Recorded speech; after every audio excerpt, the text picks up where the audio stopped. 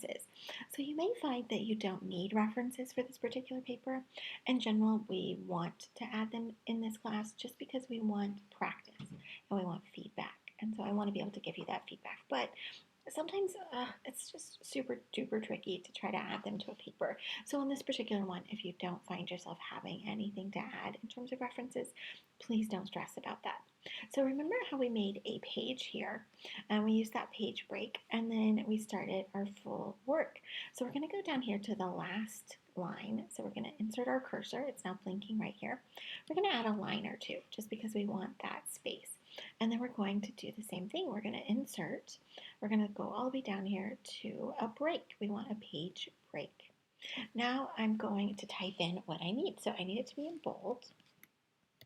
So actually, let me do that in a second. I'm going to type in the word references. It's always plural here. That's one of the many APA things. So we're just going to leave it as is. And let's say we wanted to include a copy of the Bible, the NIV, perhaps. I'm going to do italics. Oops. I want to click here for italics. I'm going to say Holy Bible, New International Version. I'm going to turn italics off. I'm going to click on that I again. So I'm going to do a period, and then I'm going to do the date. I believe it's 2011, the copy I tend to use. And then I have where it is. So it's a particular item. That's the title of the book. I have that there. I have my date, and then I need to give some info. Where did I get that book? So in this case, because we're looking at a classic, it's going to be a tiny bit different. I can either, I can put in like the publisher. I'm trying to remember who. I just forgot who it is. So we're just going to type the word publisher. So technically, this is all I need. Remember that you're not going to do the book and chapter and verse that you're using, because that's going to go into your citation. So I could leave it there. I could also add a link to, say, Bible Gateway if I was using a website for that. Now I'm going to do two more things. I'm going to check here for references. I need it to be bold. And then I'm going to go over here for alignment. I want it to be centered. So now I want to go here, and I'm noticing that I have some interesting info here. I'm going to grab this.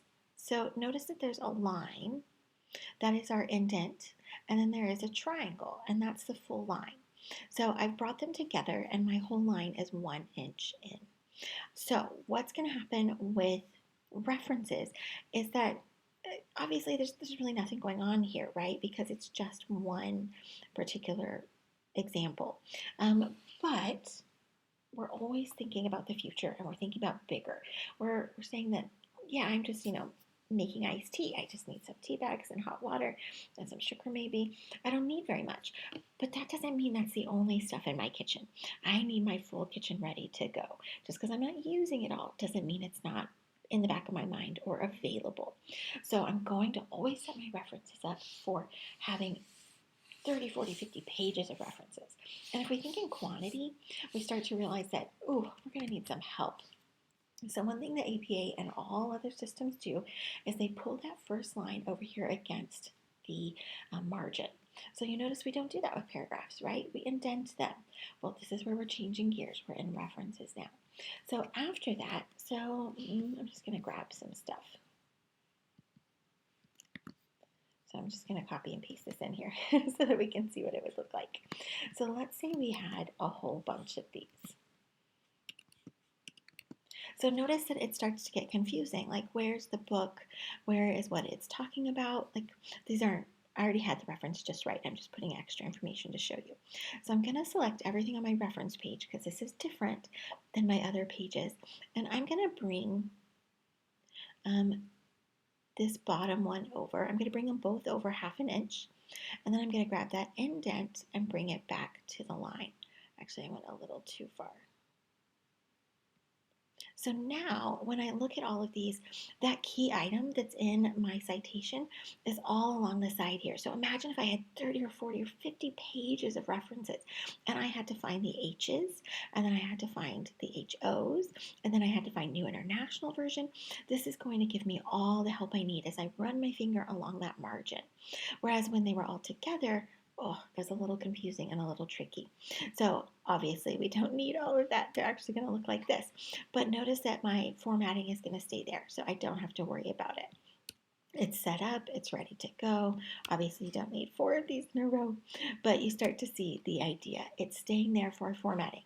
Again, that's why I talk about going to that copy, because once I have a copy of this, I don't have to reset this. I don't have to remember every single time to check my spacing. So remember, we added a page. We inserted our references title on that page.